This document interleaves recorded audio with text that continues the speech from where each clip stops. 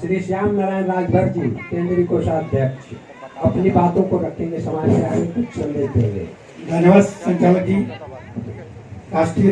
राष्ट्रवीर महाराजा सुहेलदेव राजभर जी को नमन करते हुए मंच पे विराजमान राष्ट्रीय राजभर सेवा संघ के महामंत्री माननीय श्री राजकुमार राजभर जी, साथ में सलाहकार दिनेश राजभर जी और हमारे सचिव अनिल राजभर जी, केंद्रीय कमेटी में अभी चुनाव है, चुनाव कमेटी के मेंबर गोपाल राजभर जी, परसंभर जी, साथ में दिनेश राजभर जी, सभी को सादर प्रणाम करता हूं और सामने हमारी माताएं बहनें बैठी है उनको भी हार्दिक अभिनंदन और स्वागत करता हूं।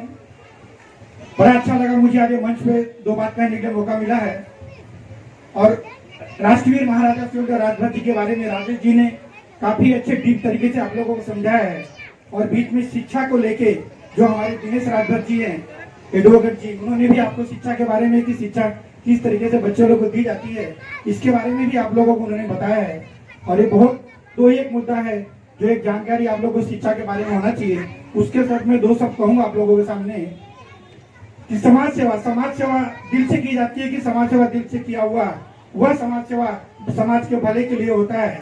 ये आप ध्यान दीजिएगा, समाज सेवा तो सभी लोग करते हैं, कोई दिखाने के लिए, कोई कैसे करते हैं, कोई फोटो के लिए, लेकिन समाज सेवा दिल से की जाती है जो समाज के भले के लिए होता है, समाज के एक खड़ा होने के लिए समाज का एक जरिया होता है। जब एक आदमी समाज सेवा करेगा तो उसके साथ 10 समाज सेवी लोग खड़ा हो जाते हैं और वो 10 समाज सेवा एक संगठन तैयार करते हैं। उस संगठन के माध्यम से समाज सेवा किया जाता है। समाज का अगर कोई बंदा, कोई लड़का या कोई लड़की या कोई औरत या कोई अगर किसी हॉस्पिटल में एडमिट है तो मैं चाहूंगा जितने भी समाज के लोग हैं अगर वो समाज सेवी दिल से करते हैं तो उनके जगह जाकर उनके हॉस्पिटल में जाके उनका खोज खबर ले। अगर कोई समाज के अंदर लड़की गरीब घर की है, वो पढ़ना चाहती है, आप वो समाज का पहला काम है कि समाज उसको पढ़ाए। अगर वो गरीब घर की लड़की अगर शादी नहीं हो पा रहा है तो मैं समाज से हाथ जोड़े विनती करूंगा कि समाज आगे बढ़ के उस लड़की का शादी ब्याह करे। और समाज में ऐसे बहुत सारे बच्चे हैं जो पढ़ना चाहते हैं लेकिन वो पढ़ नहीं पा रहे हैं। क्यों? क्योंकि उनके पिताजी उसको पढ़ने लायक नहीं हो पाते हैं, उसकी फीस नहीं भर पाते हैं कि वो लड़का पढ़ पाए। तो मैं ये भी चाहूंगा कि जब भी कोई लड़का पढ़ता हो या लड़की पढ़ती हो तो मैं समाज से विनती करूंगा हाथ जोड़ के कि अगर उसका पढ़ाई पे जो भी कुछ खर्च होता है वो समाज मिल के उसके आगे बढ़ाए ताकि उस समाज के लड़के का भविष्य तैयार हो और उस समाज के लड़के के भविष्य बनने के साथ में उसके माँ बाप लोग का तरक्की हो, उसके परिवार की तरक्की, उसके गाँव की तरक्की हो। और समाज को मैं एक विकसित रूप से देखना चाहता हूँ। समाज में मैं चाहता हूँ कि एक इंजीनियर पैदा हो, डॉक्टर पैदा हो, इसके लिए पैदा करने के लिए समाज में उच्च शिक्षा की जरूरत है। मैं माताओं बहनों से ये निवेदन करूंगा कि उस बच्चों को उच्च शिक्षा दीजिए ताकि उस शिक्षा से उसका भविष्य सुधरे। और एक बात मैं आप लोगों के सामने रखना चाहता हूँ कि हम संगठन के माध्यम से राष्ट्रीय राजभर सेवा संघ के बैनर के माध्यम से हम लोग ये प्रोग्राम करने वाले थे, लेकिन जो कोरोना के चलते हुए प्रोग्राम नहीं हो पाया। मैं वो लोग आप लोगों के सामने रखना चाहता हूँ कि अभी चुनाव प्रक्रिया चालू है लेकिन तभी भी एक प्रोग्राम रखेंगे। मैं चाहता हूँ कि इसमें सारे लोग जितने भी भाई बहन मेरे सामने बैठे हैं, जितने भी लोग बैठे हैं, सभी लोग किसी न किसी अपने देश से बिलोंग करते हैं, यहाँ पे आए रोटी कमाने के लिए। इस रोजी रोटी के साथ में कोई सब लोग ऐसे हैं कि अपने बच्चों को पढ़ाने का काम करते हैं, चाहे वो रिक्शा चलाने हो, चाहे वो फूल बेचने वाला हो। मैं ये बातें भिवंडी में भी किया था, जो बातें सामने मैं समाज के सामने रखना चाहता हूँ। जो भी हो, चाहे वो रिक्शा चलाता हो, चाहे वो बेगारी का काम करता हो, चाहे वो फूल बेचता हो, चाहे कोई भी करता हो, हर एक माँ अपने बच्चों को पढ़ाने का काम करता है। कोई ऐसा नहीं बोलता कोई माँ बाप की मेरा बच्चा ना पढ़े, लोग पढ़ाने का काम करते हैं। बच्चा स्कूल जाता है, स्कूल से आता है, पापा और मम्मी को बोलता है पापा मम्मी मुझे 100 रुपया स्कूल में लगा है। माँ बाप उसको 100 रुपया निकाल के दे देते हैं। बच्चा ले जाता है स्कूल में, भरता कि नहीं भरता कुछ पता नहीं। कोई माँ बाप लोग नहीं पूछते उनके कि ये बच्चा मेरा पैसा लेके गया है तो किस लिए लेके गया है।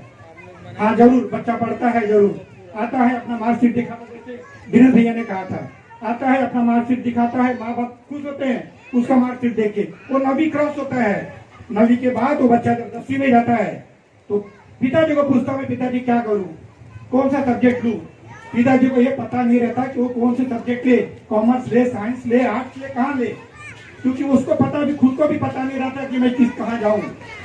और वो लड़का आप क्या करते हैं कि ठीक उसको पैसा दे देते, उसका नाम लिखा देते, तो वो कॉमर्स में जाता है, साइंस में जाता है, आर्ट्स में जाता है।